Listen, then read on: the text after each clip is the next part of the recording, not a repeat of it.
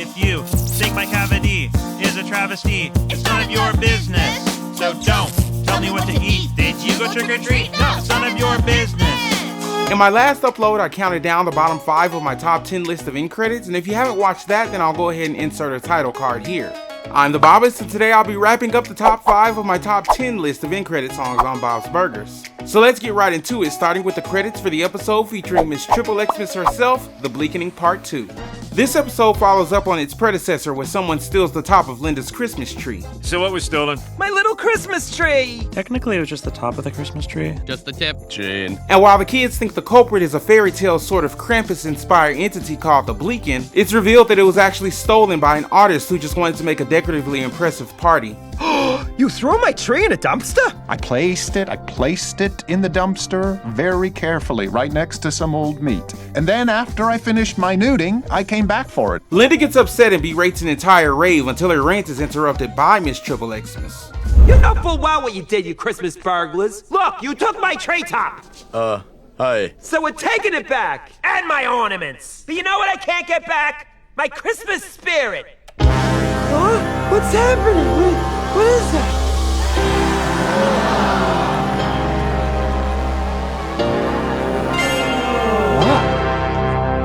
Hello. Most of the year you know me as Cleavage to Beaver, but it's Christmas, so tonight I'm Miss Triple Xmas.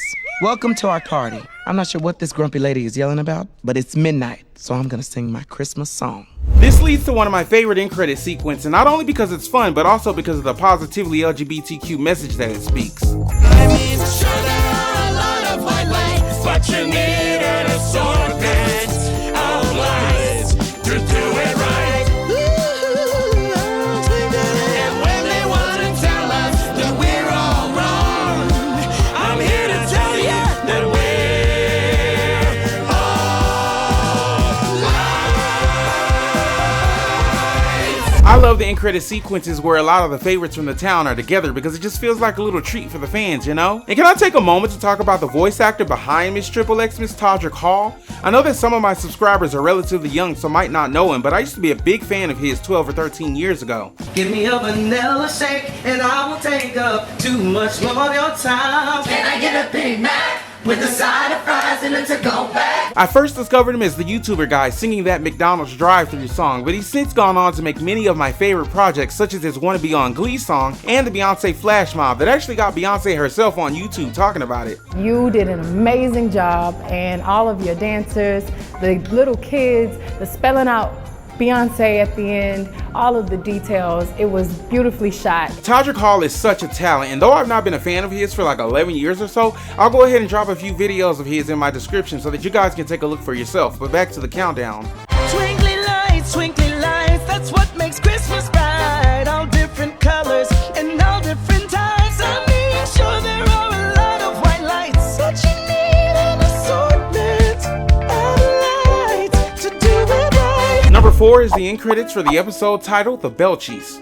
This is actually one of the greater earlier episodes of Bob's Burgers that's a loose parody of the 1985 adventure comedy The Goonies. In this episode, Teddy informs the Belcher kids about a taffy factory that's shaped suspiciously like a butt in which the owner buried a ton of gold before he died. The Belchers, the Pestos, and Zeke set out on a mission to find the gold before the old taffy factory gets demolished. Anyone else coming?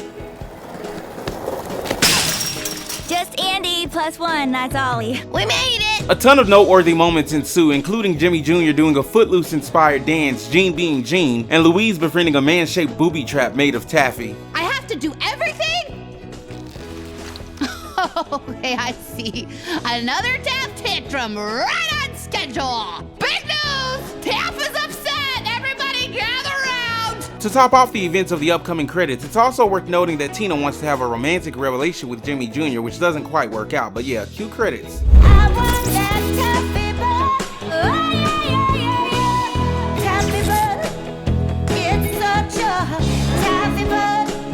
There's gold there in that bud. Give me some taffy bud. Listen, y'all, I can't tell you how many times I've watched, listened to, and sang this perfect little ditty, just like, ah, the taffy bud. And it's actually flawless that this song is also a parody of Good Enough from the end credits of the Goonies. So using the song as the end credits for the Belchies, not to mention getting Cyndi Lauper to reprise the song, is just chef's kiss. Teddy was right about the treasure in the book. The next day you will see Taff is washed up on the beach and Number 3 is the end credits for the episode titled Just One of the Boys for Now. This episode is definitely in my top 5 because I'm 100% a Tina fan. She's my favorite Belcher kid. This episode is basically a sequel to the season 6 episode Bye Bye Boo Boo, where Boo Boo himself quits the Boy For Now band because he got a little taller and started feeling himself. A lot has happened lately. I've grown as an artist and also in my body. It was time for me to spread my wings and fly away from Boyz for Now. Matt, you're like a dad to me because you're so old. Griffin, Alan, you know what you did. Which low-key I want to know what Griffin and Alan did, right? But just one of the Boyz for Now sees the band looking for a replacement fourth after their album Boyz 3 Now flopped. And like, why would they rename themselves Boyz 3 Now? The 4 in Boyz for Now was the whole point, considering that they're gonna be men someday, but I guess Boyz 3 Now is just like, we're just 3 boys now? Tina runs into a boy named Damon and finds out that he's going to audition for the group. This leads to the first of like many musical sequences in the episode, and I absolutely adore that this episode is one big boy crazy compilation of Tina's fantasies. Is this really happening? Going happening. Yes, is this happening? Going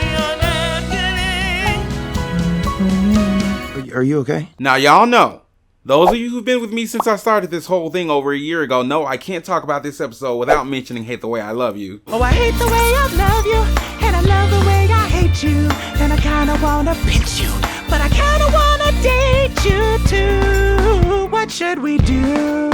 I love this fucking song so much. In fact, I did a cover of the song a while back, but deleted it after getting a better mic and just haven't redone it. So let me know if you guys want me to re-perform it. And it's so funny how Tina is so literally buoyant saying that she's just like, no, I don't want to have a fantasy about you. No, no, no. I want to have a fantasy about you having a fantasy about wanting me. Like, damn, girl got it bad. Now, the reason this entry is on the list is for the sequence that occurs after Boo Boo delivers on the long-awaited reformation of Boyz for Now. Now, I'm going to say that this one's a little unfair because it's not technically the end credits, but the sequence that precedes the end credits, but it's the same damn song, so I'm counting it as part of the credits. There's nothing you can do about it because I'm way over here and you're way over there.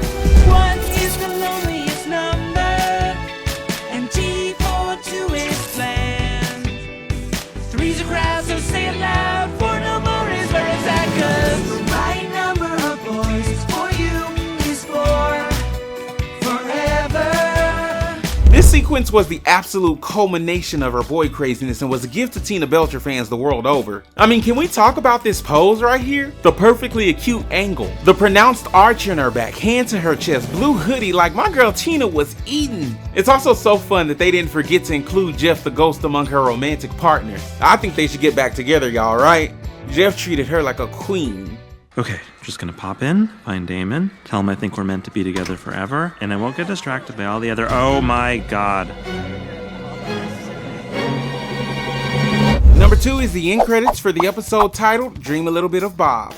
Now, if you're new to the channel, I'm going to apologize for not doing a fuller dive like I've done with the other entries, but in my last commentary video, I just talked a lot about this episode, so I'm just going to do a really short synopsis here.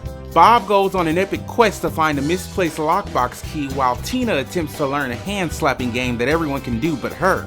There, you got it? Cool, roll credits.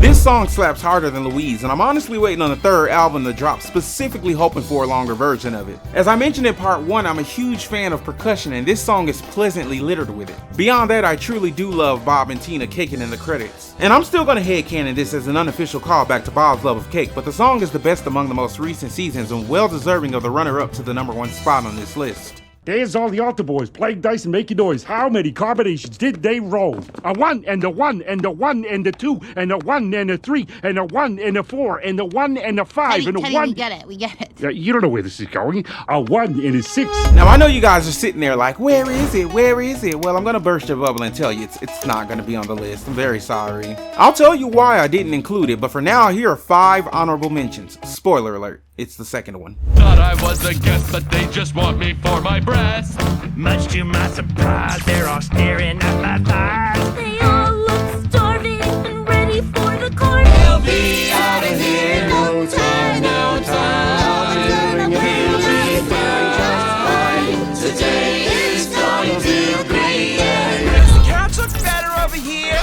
Does the couch look better over there? Oh, my back hurts. all my legs hurt. Oh, my arms hurt. Everything hurts.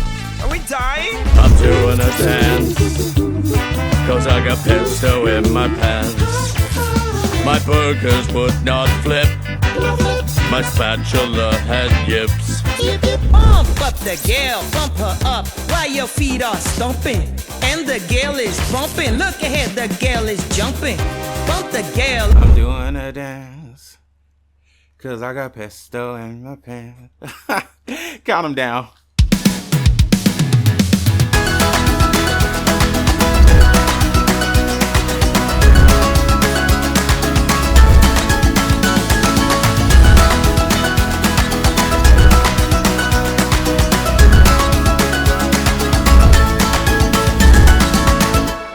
Number 1 is the end credits for the fan favorite episode titled The Haunting. I've told my Bob's Burgers origin story multiple times on YouTube, and the end credit sequence for this episode is right at the center of it. In this episode, Louise claims that she's unable to be scared by conventional means, and the family devises a plan to give her the rush that she's been missing. Tina and Jean can be scared by anything. Watch. Clapping! And look at Teddy, he gets scared by a toy witch.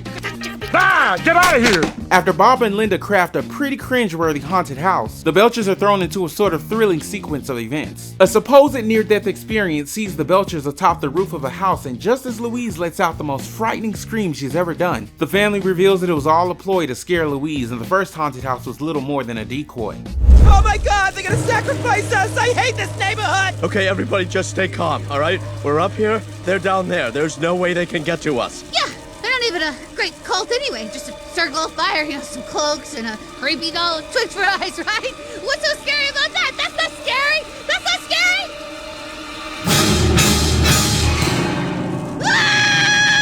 Louise? Sweetie, baby. Oh, what is happening? Gotcha. We gotcha, huh? I enjoyed this episode so much because it even had me fooled for a little bit. Everything was so well crafted from beginning to end, and even more impressive that Tina and Jean were able to keep the secret and show off their acting chops. But the episode closes with the end credits of all end credits, featuring the Boyz for Now song, I Love You So Much It's Scary. Say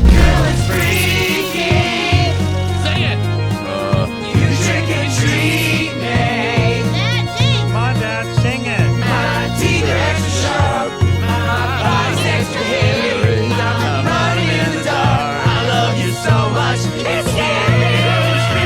This was the single moment that sparked my interest in Bob's Burgers, as some of you may know. Seeing that family together just made me smile the first time I saw it, and I was fully surprised that Bob turned around and got into it. It was such a surprise that it made me rethink my entire outlook on the show, because Bob was one of the few reasons that stopped me from watching it. But this was simply something I had to understand more about, and here I am 6 years later. I never thought in one dream that I'd be this much of a Bob's Burgers fan, especially after continuously passing on it for 8 years or so. But I'm so grateful for those end credit sequences, because without them I literally have no idea what I'd be doing right now. Probably still uploading Beat Saber shit. Rap time, I close my eyes and you're still there. You're the girl of my dreams, no my nightmares. You're like Jason, Mike Myers, Carrie and Freddy, but I don't wanna run away, I wanna go steady. Thank you guys so much for watching the video, and no, Bad Stuff Happens in the Bathroom wasn't on the list. The song's just become so overrated to me now, it's not that good. The biggest saving grace for those end credits is the entire town singing at the end, and that almost landed at the number 2 spot, but I just don't like that song enough for it to have placed so high, but at least it got an honorable mention.